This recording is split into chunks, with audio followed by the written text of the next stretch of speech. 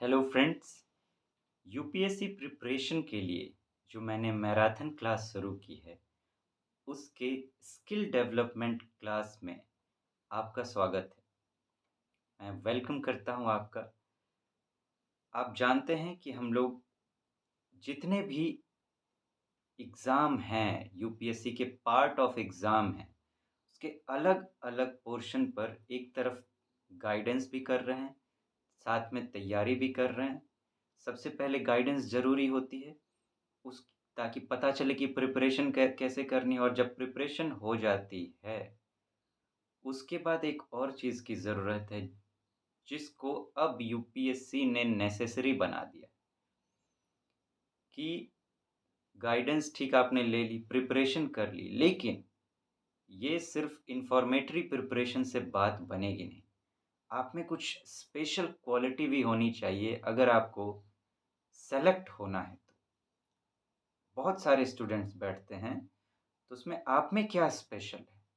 उस स्पेशल के लिए ज़रूरी हो जाता है स्किल डेवलपमेंट। तो हम लोग अलग-अलग पार्ट पर स्किल डेवलपमेंट भी कर रहे हैं। आज की जो स्किल डेवलपमेंट की क्लास है, वो होगी जो मोस्ट इम्पोर्टेंट है। अगर यूपीएससी एग्ज़ाम को क्रैक करने की बात करें, सिलेक्शन की बात करें, तो जो मोस्ट इम्पोर्टेंट है, उस पर आज बात होने वाली है, वो है मेंस आंसर राइटिंग। इसकी क्लास भी अब हम लोग शुरू कर रहे हैं। प्रॉपर वे में चलेंगे। किस तरह से शुरुआत करनी है, किस तरह से फिर एक-एक पार्ट पर बात होगी, क्वेश्चन है, उसको समझना कैसे है, कैसे उसके पॉइंट-पॉइंट को पकड़ना है, कैसे इसको फ़ॉर्म करना है, किस तरह से सोचना है, किस तरह से लिखना है, एक-एक पॉइंट पर बात होगी, किस तरह से आंसर को बेहतर बनाना है, किस तरह से आंसर में ज़्यादा स्कोर करना है, परफेक्ट, ताकि आप एक्सपर्ट बन जाओ, मास्टर कर लो आप आंसर राइटिंग को। और जब आप आंसर लिखो, तो एग्ज़ामिनर मोहित हो जाएगा कि वो रोक ना सके आपको बेहतर मार्क्स देने से। इस तरह से आप कुछ डिज़ाइन्स तैयार कर लो, टेक्निक्स तैयार कर लो कि आप कैसा भी क्वेश्चन आए, आपको ज़्यादा वक़्त ना लगे उस पे सोचने में। आप तुरंत उस पे आंसर सोच लो, स्ट्रक्चर फ़ॉर्म हो जाए, और फ़ोकस्ड वे से आप पूरी स्पीड के साथ जो लिमिट है वर्ड की, उसमें विद इन टाइम लिमिट, दोनों के कॉम्बिनेशन में जो यूपीएससी की क्वेश्चन में डिमांड है, उसको आप फुलफिल करके एक परफेक्ट आंसर प्रेज़ेंट कर दो एग्ज़ामिनर के सामने। तो प्रॉपर उस पर बात करें, उसके लिए ज़रूरी हो जाता है कि पहले हम लोग इस आंसर राइटिंग की जो मिस्ट्री है, यूपीएससी किस तरह से मेंस के आंसर राइटिंग को जज करके उसमें स्टूडेंट्स को सेलेक्ट करता है, उस आंसर राइटिंग के मिस्ट्री को समझ लिया जाए। नेचर को जब हम लोग समझ लेंगे एक बार, यूपीएससी किस तरह से आंसर राइटिंग को, किस तरह से आंसर राइटिंग के मार्क्स को मेंस के मूव करता है, अगर उसको एक बार हम लोग समझ जाएँगे, तो फिर हमारे लिए प्लान आसान हो जाएगा, क्योंकि नेचर समझना ज़रूरी है। जब तक आप जो करने जा रहे हो, उसके बारे में आप नहीं समझोगे, उसके बारे में आप नहीं जानते हो, तब तक आप उससे सही से डील नहीं कर सकते। आप डायरेक्ट, जैसे हम डायरेक्ट ओलंपिक में डायरेक्ट नहीं उतर सकते कि हमें तो यहीं से रेस की शुरुआत करनी है, उसके लिए बहुत पहले प्रैक्टिस करनी पड़ती है। तो और उस प्रैक्टिस को करने के लिए ये जानना ज़रूरी होता है कि प्रैक्टिस की कैसे जाए, इसीलिए कोच होते हैं, सुपर कोच होते हैं जो उन्हें ट्रेन करते हैं बेहतर तरीके से, तब जाके वो उस प्रैक्टिस को कर पाते हैं। तो आइए आज उस कोच को देखा जाए, जो हमें गाइड करेगा, उस नेचर को समझा जाए। आइए, एक-एक पॉइंट पर बात करते हैं। मैं एक डेटा थोड़ी देर में प्रेज़ेंट करूँगा आपके सामने, उससे पहले ज़रा कुछ बात करें। सिविल सर्विस एग्ज़ाम की बात करें, तो करीब फॉर्म तो बहुत भरते हैं, लेकिन करीब 5 लाख करीब 5 लाख कैंडिडेट्स जो हैं, वो एग्ज़ाम में बैठते हैं हर साल। इसमें से करीब 15,000 करीब 15,000 स्टूडेंट्स का सिलेक्शन होता है मेंस में बैठने के लिए। कहाँ 5 लाख, कहाँ 15,000। 15,000 का सिलेक्शन होता है मेंस में बैठने के लिए, और इसमें से भी करीब 3,000 का सिलेक्शन होता है इंटरव्यू में। इंटरव्यू वो देते हैं करीब इसमें से 3,000, और उसमें से जो भी सीट्स होते हैं करीब 1,000 के आसपास होते हैं, 950 टू 1,000 के आसपास उसके सीट्स होते हैं, हर साल निकलते हैं। तो इसमें से उनको चुन लिया जाता है। तो अगर आप सिलेक्शन के नींव की बात करें, सबसे बड़ी बिल्डिंग की बात करें, जो आपके सक्सेस को बिल्कुल इंश्योर कर सकता है कि आप सेलेक्ट होगे, वो है मेंस एग्ज़ाम। मेंस एग्ज़ाम में आपके मार्क्स कैसे, और मेंस एग्ज़ाम में आपके मार्क्स कैसे होंगे, ये फुल्ली डिपेंड करेगा किस पर, कि आप में आंसर राइटिंग की स्किल कैसी है। आप वो आर्ट ऑफ आंसर राइटिंग आप में है या नहीं है, कंप्लीटली उस पर डिपेंड करेगा। मतलब कि आपका पूरा का पूरा सिलेक्शन समझ लीजिए, उसका जो सबसे बड़ा दारोमदार, सबसे बड़ी रिस्पॉन्सिबिलिटी है, वो है इस पर। मेंस के आंसर राइटिंग को आप कैसे करते हैं, कैसे कर सकते हैं, उस पर। अब मैं एक डेटा प्रेज़ेंट करूँगा यहाँ पर, उसके बाद उसकी मिस्ट्री को और प्रॉपर तरीके से हम लोग समझ जाएँगे।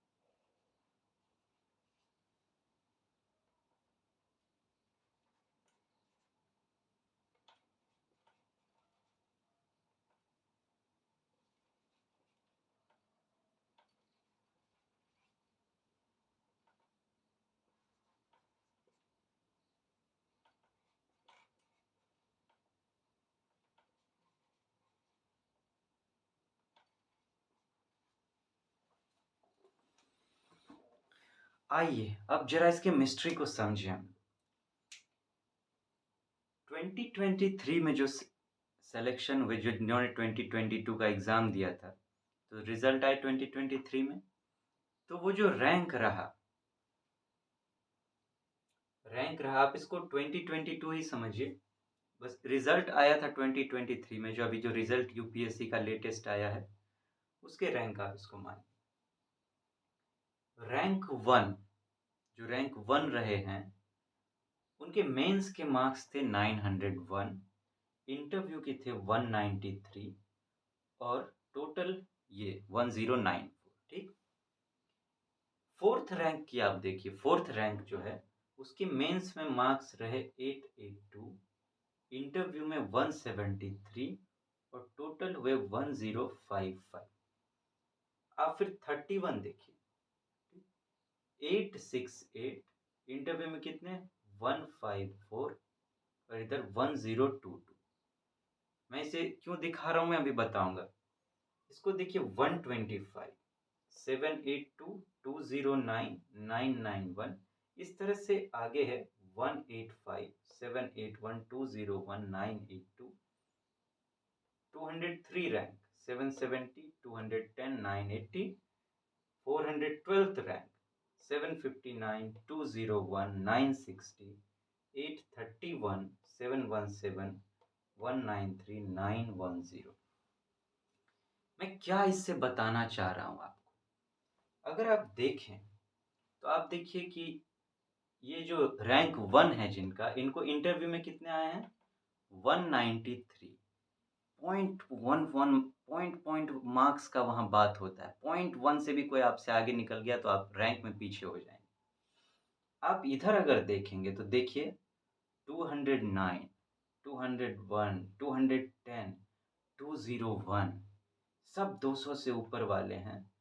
और बात करें तो इनके और इनके बीच में बात करें और इनके रैंक आप देखिए 125, 185, 203, 412, और ये इनको भी 193 आया है और देखिए लास्ट में इनको भी 193 आया है।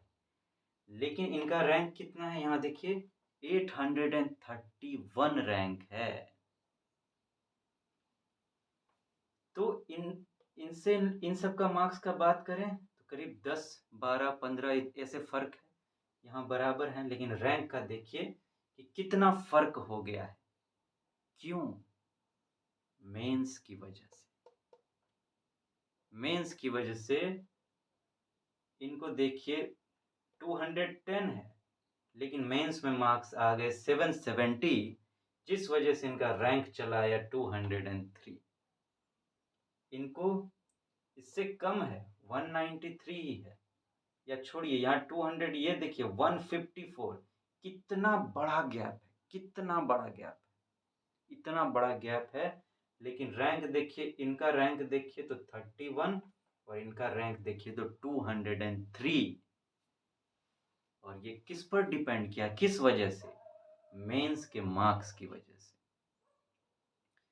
तो मैं आपको इससे समझाना क्या चाह रहा हूं कि अगर दो बातें समझाना चाह रहा हूं कि पहले तो आपको सिर्फ सेलेक्ट ही नहीं होना है, आपके रैंक का भी ध्यान आपको रखना है। क्योंकि अगर रैंक अच्छा नहीं आया, आप ऊपर नहीं आए। अब देखिए आईएएस में सिलेक्शन होता है 180 स्टूडेंट्स का, ओनली 180 स्टूडेंट। हर साल 180 सीट होती है आईएएस के लिए। ज़्यादातर स्टूडेंट आईएएस ही बनना चाहते हैं। अगर 180 टॉप की बात करें तो उसमें से मुश्किल से 180 में 10 ऐसे होंगे जो आईपीएस या आईएफएस को पहले प्रेफरेंस दे देते हैं आईएएस से। नहीं तो बाकी हम, मुझे लगता है ऊपर टॉप में 180 में 170 जो स्टूडेंट होंगे तो वो आईएएस को ही चुनते हैं। मतलब ऊपर के आप 200 मान लीजिए ज़्यादा से ज़्यादा, जो टॉप 200 रैंकर्स होंगे या टॉप 190 स्टूडेंट होंगे वो आईएएस बनेंगे, उसी में से आईएएस चुनाएगा। तो अगर उसके बाद आपका रैंक चला गया, आप इधर कहीं आ गए, तो पहले तो आपसे आईएएस छिन जाएगा, आईएएस नहीं बन पाएंगे आप, कुछ और बना दिया जाएगा आपको। बहुत सारे सर्विस होते हैं उसी में। ऊपर से अगर रैंक कम हुआ तो बाद में जाके प्रमोशन में प्रॉब्लम होती है। प्रमोशन आपको बाद में ये दिया जाएगा, भले आप सीनियर ही क्यों ना हो, लेकिन जिसका रैंक ज़्यादा आता है वो आपसे ज़्यादा सीनियर कहलाएगा और उसको ज़्यादा अच्छी पोस्टिंग होगी। तो रैंक भी बहुत कुछ उस पे भी बहुत कुछ डिपेंड करता है। अ, अब तो चलिए ये तो आगे की बात हो गई, आईएएस में चुने जाने की रैंक की बात। मेन सिलेक्शन की ही तो पहले बात कीजिए आप, कि आपके सिलेक्शन को अगर आपको इंश्योर करना है तो उसमें जो सबसे बड़ा रोल निभाएगा वो यहाँ साफ दिखाई दे रहा है कि मेंस। क्यों? क्योंकि मेंस 1750 मार्क्स के होते हैं। टोटल कितने होते हैं? 2025 1750 मेंस और इंटरव्यू 275 मिल के 2025 के आपका एग्ज़ाम होता है, जो सबसे बड़ा दारोमदार मेंस पर है। इस पर आपका सब कुछ डिपेंड करेगा, इसके मार्क्स जैसे आएँगे आपको। इसी पर आपका सिलेक्शन डिपेंड करेगा, इसी पर आपका रैंक डिपेंड करेगा और इसी पर डिपेंड करेगा कि आपने जिस सर्विस के लिए प्रेफ़रेंस दिया है, अगर आईएएस के लिए दिया है, तो आप आईएएस बनेंगे या नहीं बनेंगे।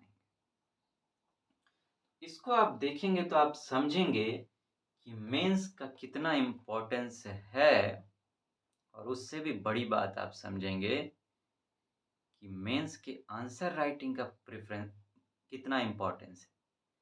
आपको क्या लगता है? इनको 901 है, इधर 882 है। इन लोग को इनसे ज़्यादा मार्क्स इतने क्यों आए हैं? क्यों इनसे ज़्यादा मार्क्स हैं इनको? ये लोग भी इन्फॉर्मेशन की बात करें तो ये लोग सफिशिएंट सब पढ़ाई करते हैं, बहुत इन्फॉर्मेशन सबके पास रहती है। लेकिन जो ऊपर की बात होती है उसमें उनमें कुछ अलग होता है, उनमें कुछ ख़ास होता है। वो ख़ास क्या है? वो ख़ास है आंसर राइटिंग की स्किल। अगर आप गौर से करेंगे तो और दूसरी कोई बात नहीं होती। पढ़ते उसी तरह से इन्फॉर्मेशन सब हैं। इन्फॉर्मेशन सबके पास सफिशिएंट होती है, किसी की डिफरेंट हो सकती है इन्फॉर्मेशन।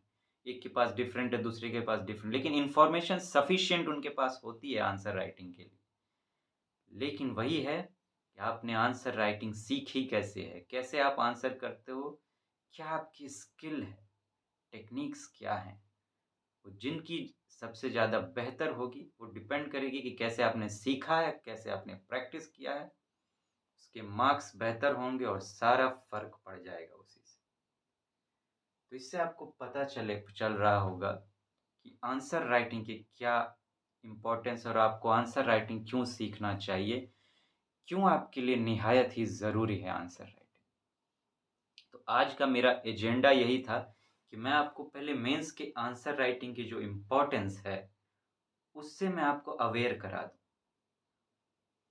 और इसके मिस्ट्री की जो ये मेंस में और इधर सिलेक्शन की जो मिस्ट्री है, उससे भी परिचित करा दूँ। अब आगे जाके हम लोग धीरे-धीरे अब आंसर राइटिंग के प्लानिंग पर उसको कैसे इम्प्लीमेंट किया जाए, मतलब आंसर राइटिंग कैसे? अगर अभी कुछ भी नहीं आता है आंसर राइटिंग के बारे में, ए भी नहीं पता, तो उस ए को कैसे ना सिर्फ़ जी तक पहुँचाया जाए, उसमें मास्टरी इस तरह से उसको सीखा जाए कि कैसा भी क्वेश्चन हो, आपने ऐसा उसको सीख लिया है कि अगर आपके पास इन्फॉर्मेशन कम भी हुई ना, तब भी आप उसको ऐसा लिखोगे कि एग्ज़ामिनर देख के खुश हो जाएगा। आप मजबूर हो जाएगा आपको बेहतर मार्क्स देने के लिए।